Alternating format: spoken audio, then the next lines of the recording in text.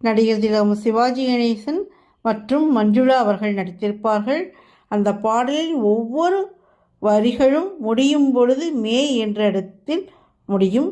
மாதவி கொடிப்பூவின் இதழோரமே மயக்கும் மதுச்சாரமே, மஞ்சள் வெயில் போலும் மலர்வண்ண முகமே, மன்னர் குலத்தங்கமே.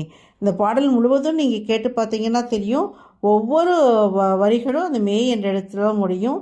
மே மாதம் கொடுங்கள் என்று நச்சரித்த தயாரிப்பாளரையே ரசிக்க வைக்கும்படி கண்ணதாசன் மிக குறும்பாக அந்த பாடலில் எல்லா வரிகளையும் மே என்ற எழுத்தோடு முடியும்படி எழுதியுள்ள கவிஞர் கண்ணதாசனின் ரசனையும் அவருடைய கலைத்திறமையும் நாம் என்னவென்று சொல்வது.